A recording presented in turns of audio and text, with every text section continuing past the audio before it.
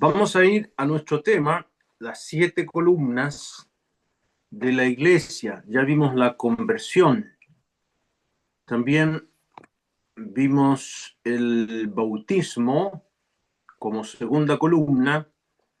Primero la conversión, porque la iglesia local está formada de personas convertidas verdaderamente, que han nacido de nuevo. También personas que se han bautizado haciendo un compromiso de obediencia, de identificación con el Señor. Y también vimos añadirse a la iglesia local. Estuvimos viendo también esta tercera columna de la iglesia local, la necesidad de pertenecer a una iglesia para crecer, para tener responsabilidades y privilegios que hay en la iglesia del Señor. Hoy día vamos a estar viendo la perseverancia en la doctrina de los apóstoles y vamos a estar viendo nuevamente el texto en Hechos 2, 41 y 42. Lo vamos a leer. Hechos de los Apóstoles, capítulo 2, versículos 41 y 42.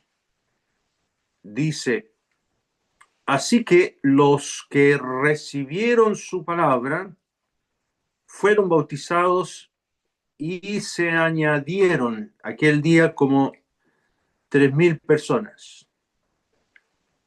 Y perseveraban en la doctrina de los apóstoles, en la comunión unos con otros, en el partimiento del pan y en las oraciones. Aquí están las 7 columnas que el libro de Proverbios nos habla como la sabiduría edificó su casa y levantó sus 7 columnas, dice ahí en Hebreos capítulo 9, versículo número 1. Y estas 7 columnas realmente existen, están en la iglesia local.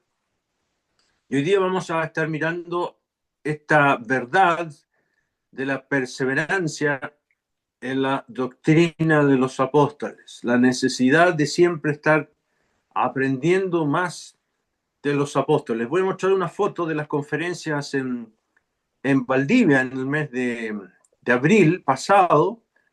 Un local muy hermoso tienen los hermanos ahí en Valdivia y hubieron unas hermosas conferencias allá. Habían cerca de 200 hermanos, me acuerdo. Y esta es la característica de las asambleas nuestras, la perseverancia en la enseñanza. Recuerden lo que dice ahí en Hechos 11, si quieren me acompañan, cuando Bernabé va a buscar a Pablo, a Saulo en ese entonces,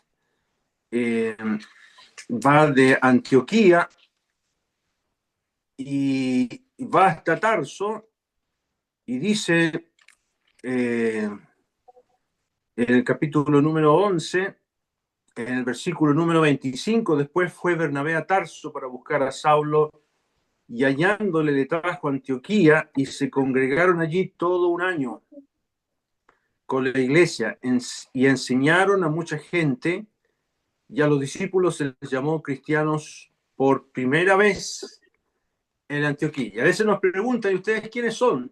¿Por qué no tienen nombre afuera de qué religión son? Y la única autorización que tenemos para decir algo es que somos cristianos. 3 veces aparece en el Nuevo Testamento este vocablo cristianos. En el capítulo 26 del libro de los Hechos, el rey Agripa le dijo a Pablo: por poco me persuades a ser cristianos. Y el apóstol Pedro por tercera vez ocupa ese término para que los que padecen debemos padecer como cristianos. Ahí en Primera de Pedro, el capítulo número 4. Entonces, la característica del pueblo de Dios es la perseverancia en la doctrina de los apóstoles. Y ese va a ser nuestro tema aquí en esta noche. No creo que vaya a poder ver todo lo que tengo preparado, lo vamos a dejar para el próximo domingo, la segunda parte de este tema de la doctrina de los apóstoles, ¿ya? Y la Biblia llama a las nociones básicas del, del Evangelio, a las nociones básicas del Evangelio, la Biblia los llama como rudimentos de la doctrina de Cristo.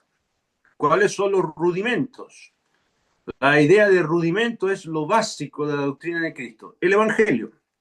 El Evangelio es los rudimentos de la doctrina de Cristo. Es la leche necesaria para los recién nacidos, como dice el libro de Hebreos capítulo número 6.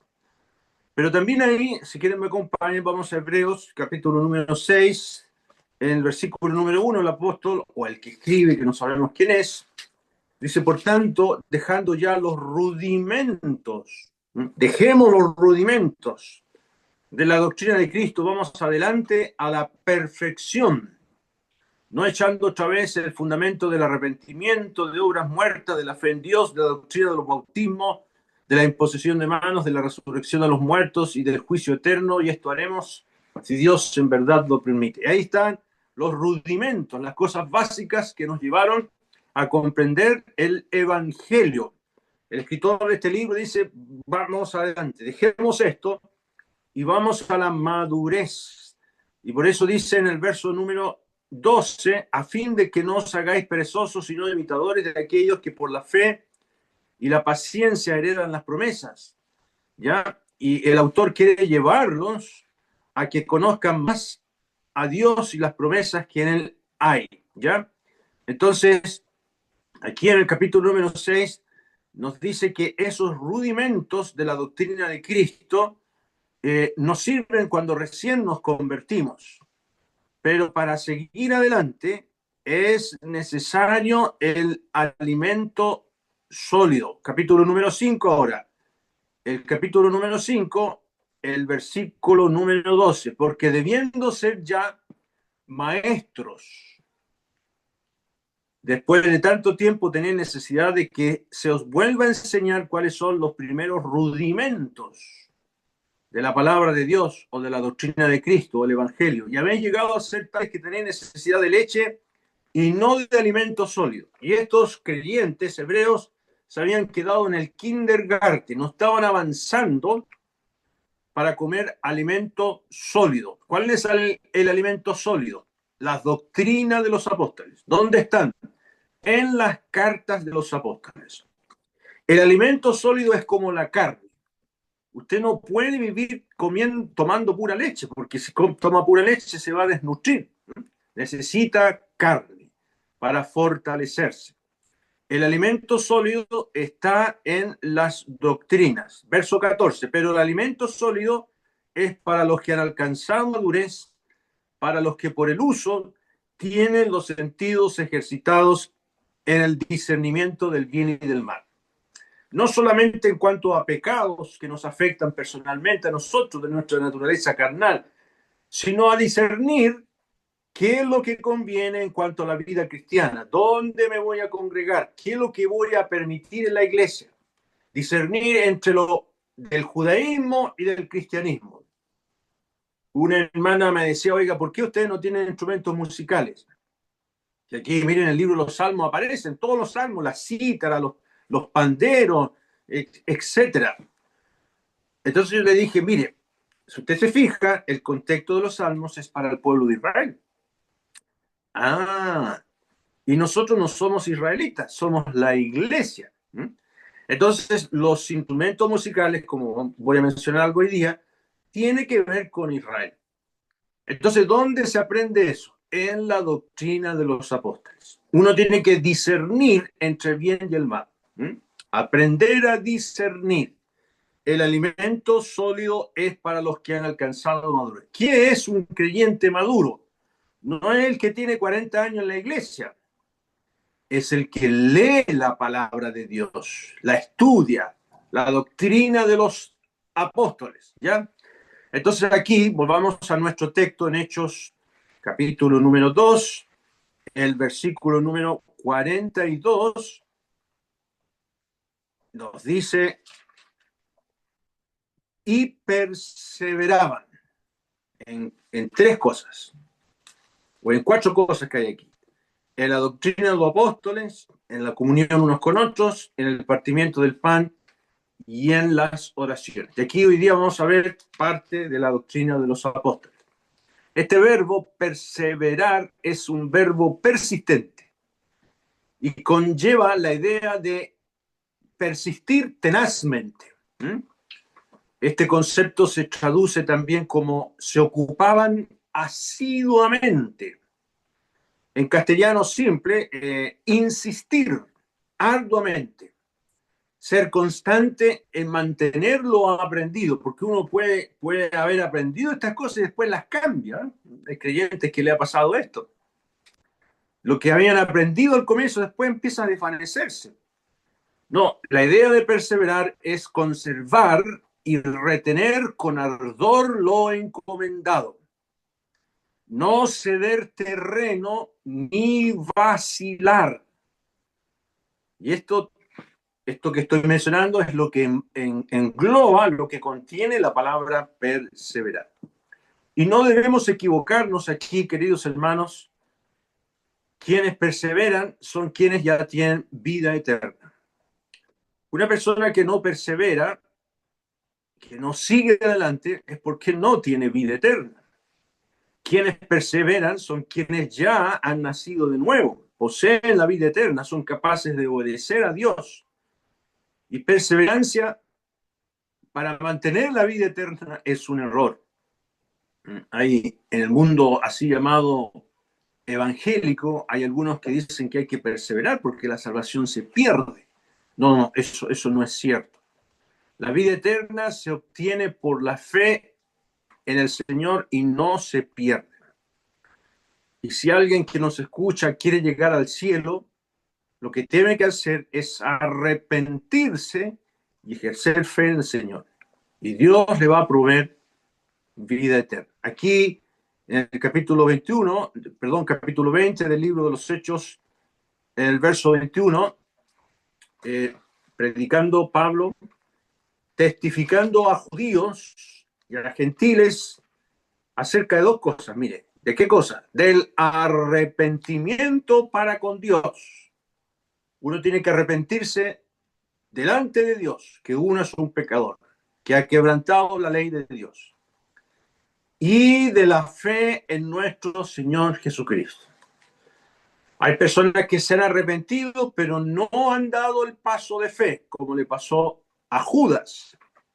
Judas llegó a ser parte de los 12 apóstoles porque se arrepintió, incluso se bautizó, el bautismo de Juan, todo, pero nunca ejerció fe en el Señor Jesucristo. Estas dos cosas son importantes para tener la vida eterna.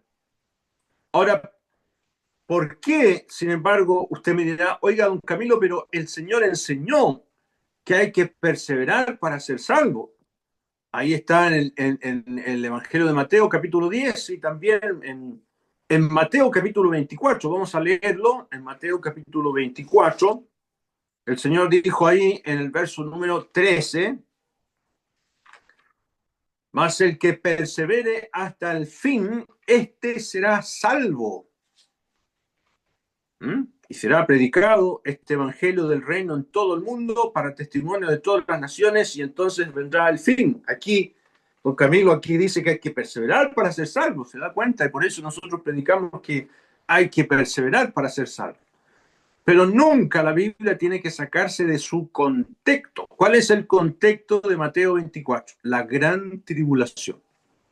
Por eso dice ahí en el verso número 21 de Mateo 24, porque habrá entonces gran tribulación, cual no la ha habido desde el principio del mundo hasta ahora, ni la habrá. ¿Y qué es lo que es la gran tribulación? El juicio que va a caer específicamente sobre Israel, que nunca se ha arrepentido, y sobre el mundo incrédulo.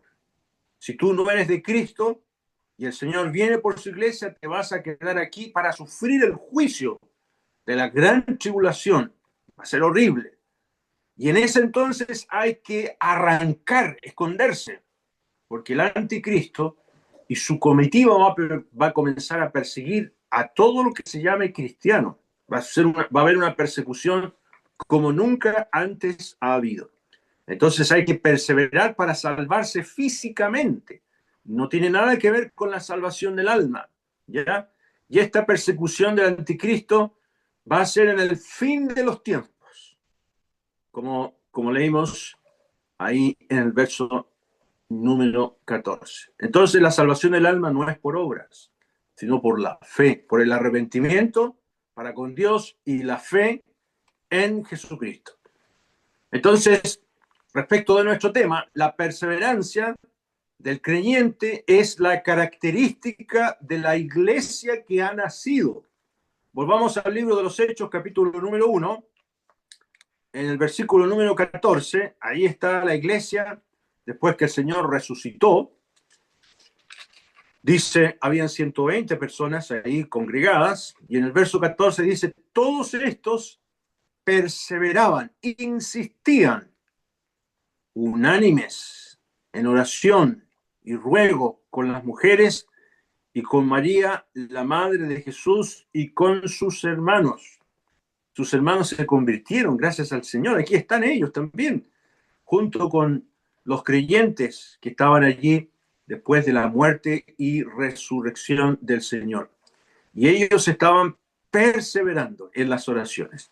Y este verbo se repite, vamos al capítulo 2 ahora, del libro de los Hechos de los Apóstoles, en el verso 46, se vuelve a repetir, dice, y perseverando unánimes. Esa expresión unánimes es de un solo corazón, cada día en el templo. Iban al templo todavía, y partiendo el pan en las casas, celebraban la cena del Señor en ciertas casas, comían juntos con alegría y sencillez de corazón, alabando a Dios y teniendo favor con todo el pueblo, y el Señor allí añadía cada día a la iglesia los que habían de ser salvos. ¿Se fija? Esta característica de la perseverancia era lo que se veía en el creyente. Era algo hermosísimo. Y lamentablemente la perseverancia suele extinguirse. Se bajan los ánimos, vienen presiones, vienen los problemitas familiares, en el matrimonio, la falta de trabajo, muchas cosas. Y uno empieza a bajar la guardia. Por eso en el libro de los Hebreos se nos dice, pero deseamos que cada uno de vosotros muestre la misma solicitud hasta el fin, para plena certeza de la esperanza. El fervor por la vida cristiana se opaca por la influencia del mundo, etc. Entonces necesitamos siempre estar perseverando. Aprenda esta lección hoy día, si algo podemos aprender hoy día, aprenda que Dios espera que usted persevere. Si usted es el Señor, persevere. Insista en esto, en leer su palabra, en orar, en congregarse, así como los de Berea. Vamos al libro de Hechos, capítulo 17, en el versículo número 10, cuando la palabra de Dios llegó a este pueblito llamado Berea. Inmediatamente los hermanos enviaron de noche a Pablo y a Silas hasta Berea. Y ellos, habiendo llegado, entraron en la sinagoga de los judíos. Y estos eran más nobles que los que estaban en Tesalónica, pues recibieron la palabra con toda solicitud, escudriñando cada día las escrituras para ver si estas cosas eran así. Qué hermoso es cuando hay creyentes que están perseverando en estudiar la palabra de Dios. Lo que se enseñó, lo que dijo el hermano tanto, vamos a leerlo de nuevo en casa. Vamos a analizarlo. ¿De qué se trata esto? Eso es muy importante. Y solo pueden perseverar o ocuparse quienes son genuinos hijos de Dios. Por eso dice Pablo también, por tanto, amados míos, como siempre habéis obedecido, no como en mi presencia solamente, sino mucho más ahora en mi ausencia, ocupaos en vuestra salvación con temor y temblor, dice Pablo a los filipenses en el capítulo 2, versículo número 12. Solo un creyente puede ocuparse en su salvación. En nuestro verso aquí, en Hechos 2, 42, hay 4 cosas en las cuales debemos perseverar. Ya lo mencioné yo: la doctrina de los apóstoles, la comunión unos con otros, el partimiento del pan y las oraciones. Son 4 cosas en las que hay que perseverar. Son como columnas importantísimas. Ahora vamos a ver la perseverancia en la doctrina de los apóstoles. Y la razón fundamental, hermanas y hermanos, por lo cual debemos perseverar, es para que no seamos arrastrados por cualquier viento doctrinal. En el libro de los Efesios, capítulo número 4, versículo número 14, dice: para que ya no seamos niños fluctuantes, llevados por doquiera de todo viento de doctrina, por estratagemas de hombres que para engañar emplean con astucia las artimañas del error, sino que siguiendo la verdad en amor crezcamos en todo en aquel que es la cabeza, esto es Cristo, de quien todo el cuerpo, bien concertado y unido entre sí por todas las coyunturas que se ayudan mutuamente, según la actividad propia de cada miembro, recibe su crecimiento para ir edificándose en amor. Fíjese que aquí el amor está conectado con el conocimiento de quién es la cabeza, esto es Cristo. El crecimiento como pueblo de Dios, aprendiendo juntos de la doctrina de Cristo. Edificados, dice el capítulo 2, verso 20, edificados sobre el fundamento de los apóstoles y profetas, siendo la principal piedra del ángulo Jesucristo mismo. Ahora, la doctrina nos fue dada por 4 propósitos. La doctrina de los apóstoles la tenemos, hermanas y hermanos, con nosotros por 4 propósitos. En primer lugar, primer propósito, para resaltar el nombre, la persona y la obra de la cruz de Cristo. Miren lo que dice aquí en Efesios 3, en el versículo número 10, para que la multiforme sabiduría de Dios sea ahora dada a conocer por medio de la iglesia, o sea, por usted y yo, a los principados y potestades en los lugares celestiales. Fíjese, incluso los ángeles están aprendiendo de nosotros. ¿Cómo nos congregamos? ¿Por qué razón hacemos lo que hacemos? ¿Por qué la mujer está con su cabeza cubierta en silencio? Los ángeles están aprendiendo. ¿Por qué razón el varón preside y no la mujer? Los ángeles están aprendiendo. Esto resalta la persona y la obra de la cruz de Cristo. En el verso 21 aquí, en Efesios 3, dice: a él sea la gloria en la iglesia. ¿Se fijan? La gloria en la iglesia es para Cristo. En Cristo Jesús por todas las edades, por los siglos de los siglos. Amén. Ahí está el primer propósito de la doctrina de los apóstoles. Segundo propósito: señalar un plan divino y un cronograma para la iglesia. La doctrina nos señala un cronograma y un plan. Aquí en Efesios capítulo 1, en el versículo 18, nos dice el apóstol: alumbrando los ojos de vuestro entendimiento para que sepáis cuál es la esperanza a quien os ha llamado. ¿Cuál es la esperanza? La esperanza bienaventurada del regreso de Cristo, según la carta de Tito. Su manifestación gloriosa, esta es nuestra esperanza. Y todo lo que trae Él. ¿Cuál es la esperanza a quien os ha llamado y cuáles las riquezas de la gloria en su herencia en los santos? Nosotros sabemos el plan de Dios y sabemos el cronograma. ¿Cuál es el cronograma? La iglesia tiene que ser retirada del mundo. Va a aparecer el hombre de pecado. va a comenzar los 7 años de juicio. Una vez que terminen esos 7 años de juicio, viene el Señor por segunda vez para poner orden, terminar con el anticristo y el falso profeta. Y luego viene el milenio. Y después del milenio viene el juicio del gran trono blanco. Y después del juicio del trono blanco viene la ciudad celestial, donde vamos a morar por toda la eternidad. Hay un cronograma. Y el propósito de la doctrina de los apóstoles es que conozcamos ese plan y ese cronograma de Dios. En tercer lugar, hermanos, la doctrina de los apóstoles es importante para enseñarlos la manera en que debemos congregarnos bajo su nombre, en iglesia, como enseñó el hermano David Jones. En iglesia, se repite 4 veces en 1 Corintios esa expresión, en iglesia, cuando nos congregamos en iglesia.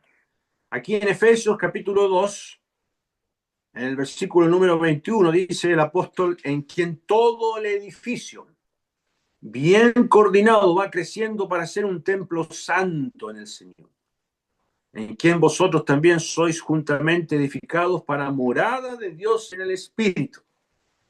Aquí tenemos cómo nosotros llegamos a ser morada de Dios en el Espíritu, según el modelo, la doctrina de los apóstoles.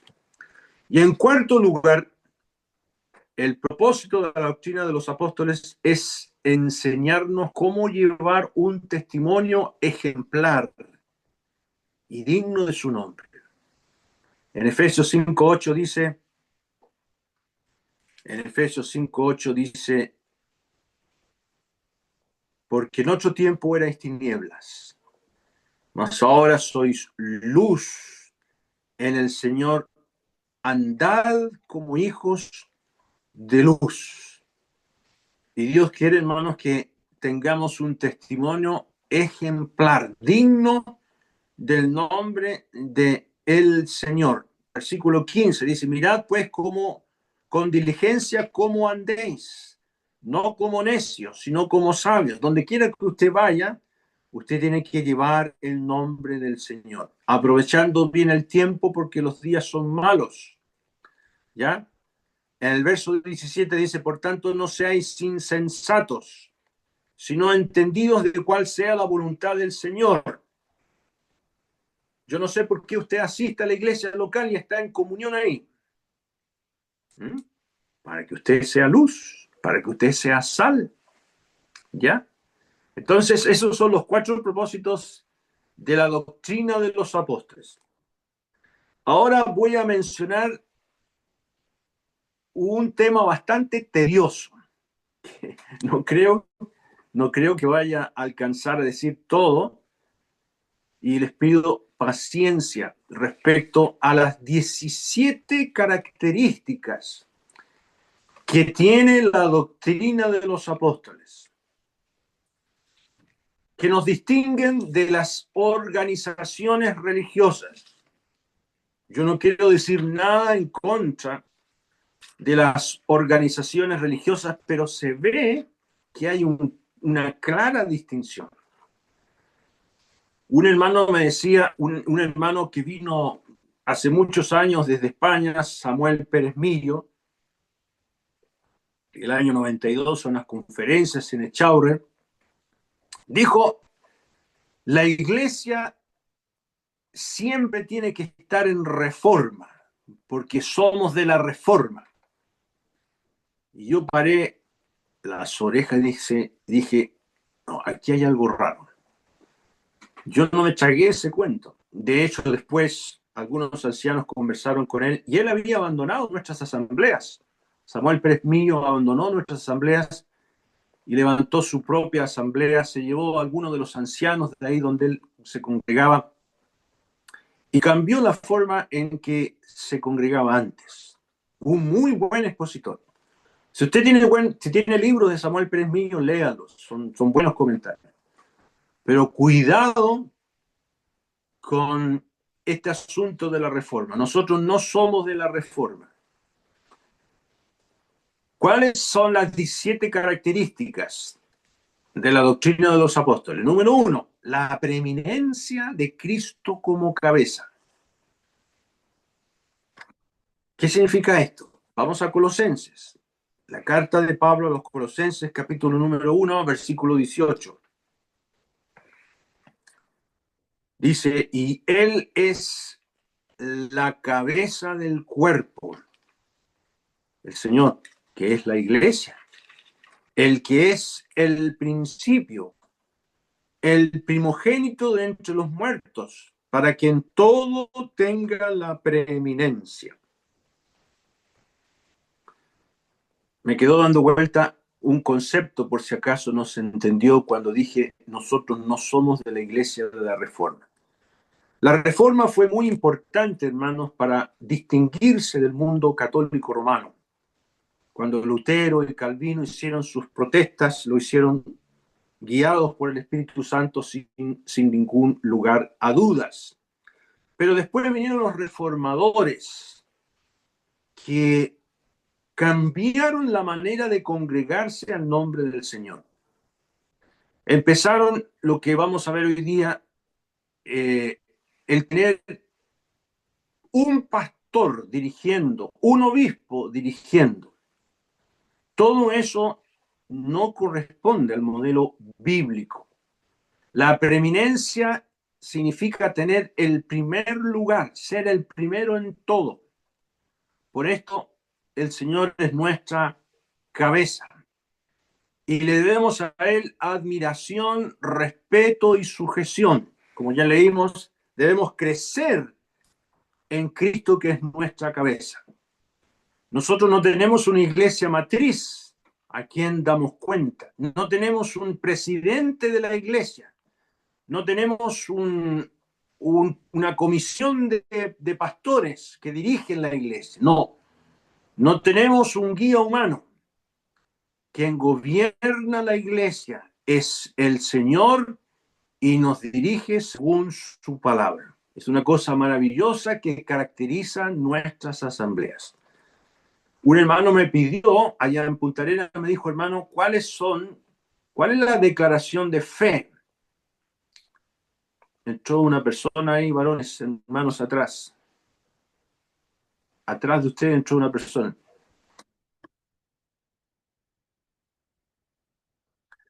¿Cuál es la declaración de fe de ustedes? Me dijo un hermano.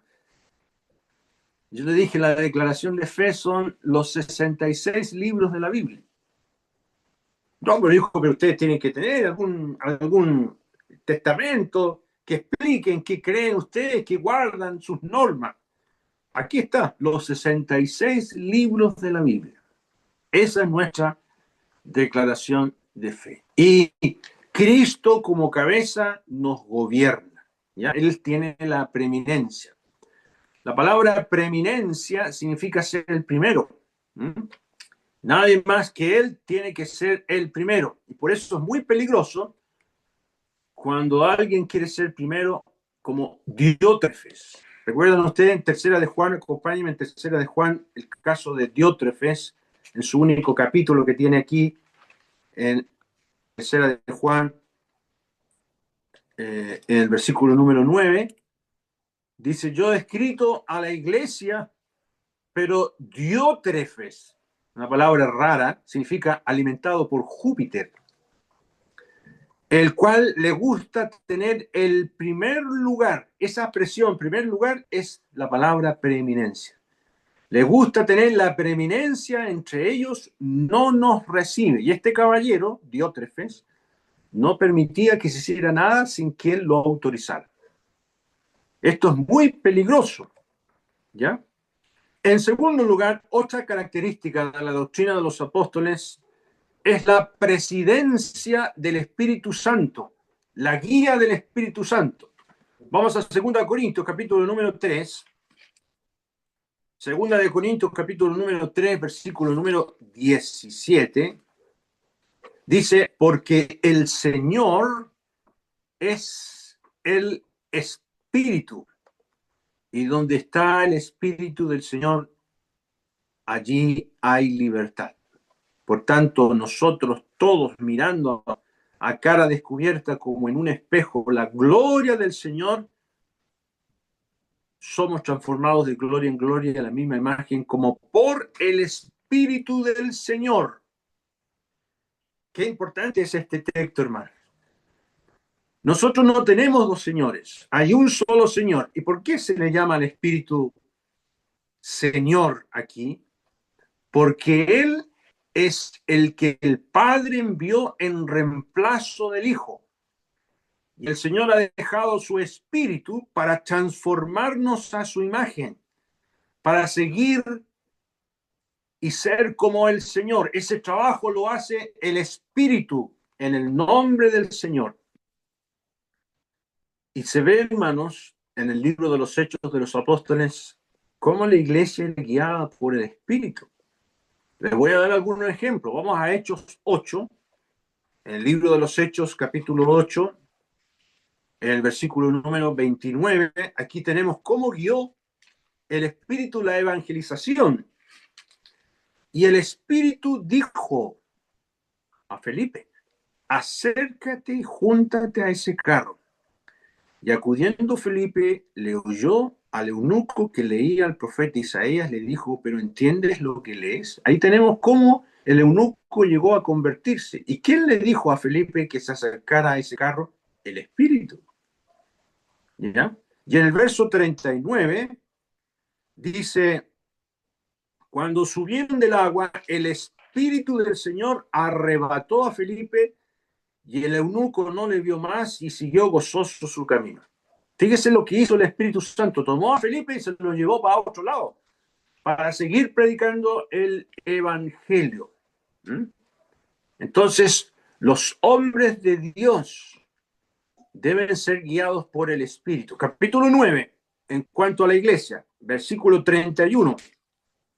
Dice ahí, en el verso 31. Entonces las iglesias tenían paz por toda Judea, Galilea y Samaria, y eran edificadas andando en el temor del Señor, y se acrecentaban fortalecidas por el Espíritu Santo. Fíjese la acción del Espíritu Santo dentro de la iglesia, fortaleciendo a la iglesia. Capítulo 11 del libro de los Hechos de los Apóstoles, en el verso número 12. Aquí está hablando Pedro, contando cómo llegó a la casa de Cornelio. Y el Espíritu me dijo que fuese con ellos sin dudar. Fueron también conmigo estos 6 hermanos y entramos en casa de un varón, quien nos contó cómo había visto en su casa un ángel y que se puso en pie y dijo: envía hombres a Jope y haz venir a Simón, el que tiene por su nombre Pedro. ¿Quién le dijo a Pedro que fuera a la casa de Cornelio? El Espíritu. ¿Se fijan? ¿Cómo guía el Espíritu Santo? Capítulo 13, también de los Hechos, en el verso número 2. Dice: ministrando estos al Señor y ayunando, dijo el Espíritu Santo: apartadme a Bernabé y a Saulo para la obra a que los he llamado. Es el Espíritu Santo que le habla a la iglesia para que reconozca a los hermanos que él ha llamado. Entonces uno se preguntará, bueno, ¿y cómo se reconoce a un hermano para que trabaje a tiempo completo? La iglesia tiene que mirar y reconocer el trabajo que está haciendo tal o cual hermano. Y en el verso 4, ellos entonces, enviándolos por el Espíritu Santo, descendieron a Seleucia y de allí navegaron a Chipre. Y ahí comienza el primer viaje misionero. Y en el verso 52 de este mismo capítulo, en el verso número 52, dice: y los discípulos estaban llenos de gozo y del Espíritu Santo. Qué hermoso es esto, hermanos, cuando es el Espíritu Santo que nos edifica, nos guía, y vemos que la palabra de Dios se extiende. En el capítulo 16 también del libro de los Hechos de los Apóstoles, para que usted vea cómo el Espíritu es el Señor, en el verso 6, y atravesando Frigia, el apóstol Pablo y su comitiva, y la provincia de Galacia, le fue prohibido por el Espíritu Santo hablar la palabra en Asia. Y cuando llegaron a Misia, intentaron ir a Bitinia, pero el Espíritu Santo no se lo permitió. Por esta vez el apóstol no pudo ir hasta Asia, después lo va a hacer. Entonces la comunión y la guía del Espíritu Santo es muy importante en la iglesia, ¿ya? El Espíritu Santo es el que da los dones. Vamos a Primera de Corintios, capítulo número 12. El apóstol dice, como él dice en el verso número 11, pero todas estas cosas las hace uno y el mismo Espíritu, repartiendo a cada uno en particular como él quiere. El Espíritu da sus dones como él quiere. Algunos para presidir, otros para enseñar, otros para exhortar, otros para servir, otros para repartir, otros para ayudar. Todos los dones los da el Espíritu Santo como él quiere. Y dice en el verso 13, porque por un solo Espíritu fuimos bautizados todos en un cuerpo, sean judíos o griegos, sean esclavos o libres, a todos se nos dio a beber de un mismo Espíritu. El Espíritu nos incorporó en la iglesia. Entonces, por eso, hermanos, somos llamados a ser llenos del Espíritu Santo. La iglesia, como el creyente en particular, tenemos que ser llenos del Espíritu Santo. ¿Y cómo podemos ser llenos del Espíritu Santo? Mediante la palabra de Dios y la comunión con el pueblo de Dios. Quien está lleno del Espíritu Santo es quien refleja la vida de Cristo. Un creyente lleno del Espíritu Santo es un creyente fiel, un creyente que no anda criticando, que no anda murmurando, que no ve, que no se fija en los errores, sino en lo bueno que tiene otro. Y se alegra al ver que otros crecen. Qué importante, hermanos, es este tema de la guía. Como segundo punto, la presidencia del Espíritu Santo en la iglesia. Tercera característica, y con esto vamos a terminar. La Escritura como autoridad absoluta y credo completo. Esta es una característica fundamental de la doctrina de los apóstoles. Vamos a 2 Timoteo, capítulo número 2, el verso 16. Segunda Timoteo, capítulo 3, perdón. Segunda Timoteo, capítulo 3, verso 16. Toda la escritura es inspirada por Dios. Ahí debería decir, toda la escritura es soplada por Dios, exhalada por Dios y útil para enseñar, para redarguir, para corregir, para instruir en justicia, a fin de que el hombre de Dios sea perfecto, enteramente preparado para toda buena obra. Este texto a mí me encantaba en mis primeros años como creyente. Yo decía, me gustaría ser útil, perfecto, enteramente preparado para toda buena obra. Y los hermanos me explicaban, aquí está, la palabra de Dios tiene todo este poder para enseñarnos, para redarguirnos, para corregirnos, para instruirnos en justicia. Cristo como cabeza nos dirige por su palabra y ella debe prevalecer y caracterizar nuestras asambleas, nuestras reuniones. Por eso también vamos a Colosenses. En la carta a los Colosenses, capítulo 3, versículo 16, dice, la palabra de Cristo more en abundancia en vosotros, enseñándoos y exhortándoos unos a otros en toda sabiduría, cantando con gracia en vuestros corazones al Señor con salmos e himnos y cánticos espirituales. Pero primero, la palabra de Dios. Yo me acuerdo, por favor, no me vayan a malinterpretar. Estuve en una asamblea en Estados Unidos donde pasé por el lado donde había una clase de niños pequeñitos, así como 3, 4 años. Y la profesora le tenía puesto una pantalla de televisión con una peliculita de niños. Entonces yo me quedé pensando y dije, la Biblia dice, instruya al niño en su camino y cuando fuere viejo no se apartará de él. ¿Qué tiene que hacer una profesora, un profesor de escuela dominical? ¿Ponerle película a los niños? No. Hay que enseñarle la palabra de Dios, aunque sea un pequeño texto. Enseñarle la palabra de Dios. Ella tiene que prevalecer, porque la palabra de Dios puede llegar hasta los corazones de los más pequeños. Si tenemos la palabra de Dios como la guía de nuestras vidas, tenemos que seguirla.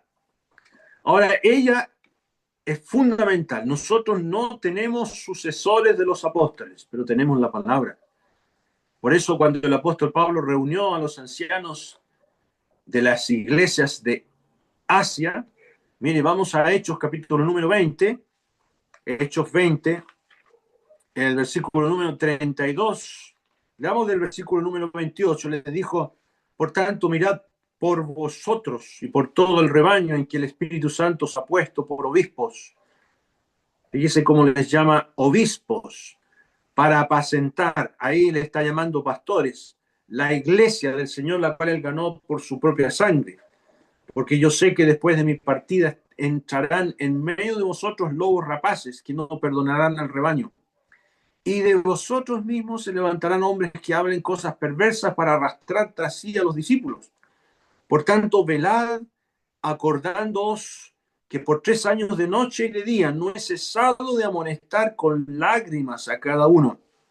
Y ahora, hermanos, os encomiendo a Dios y a la palabra de su gracia. Aquí el apóstol no dijo, os encomiendo a Timoteo, os encomiendo a Silas. No, no, no. No, no. Os encomiendo a Dios y a la palabra de su gracia que tiene poder para sobreedificaros y daros herencia con todos los santificados. Entonces, esta tercera característica de la doctrina de los apóstoles, hermanos, es fundamental como autoridad absoluta y credo completo. Vamos a terminar por ahora, seguiremos viendo más el próximo domingo. Vamos a orar. Nuestro Dios bendito, te damos gracias. Queremos agradecerte que no nos has dejado solos. Has enviado tu Santo Espíritu. Gracias, nuestro Dios, que Él tomó todas las cosas del Señor y nos las comunica. El Señor dijo, Él tomará de lo mío y os hará saber. No os dejaré huérfanos, dijo el Señor, vendré a vosotros. Y gracias, nuestro Dios, que tenemos tu palabra. ¿Qué sería de nosotros si no tuviésemos este hermoso libro? Te adoramos, nuestro Dios, que estamos cerca de ti por tu palabra. Bendice tu palabra en cada corazón si hay personas que todavía están en sus pecados y no conocen a este Dios magnífico y a tu palabra, que tú alumbres sus corazones por el Evangelio, nuestro Dios, para que crean, para que puedan disfrutar de toda la vida en Cristo. Quedamos en tus manos, en el nombre precioso del Señor Jesús. Amén. Amén. Muchas gracias, hermano. Que el Señor les bendiga grandemente.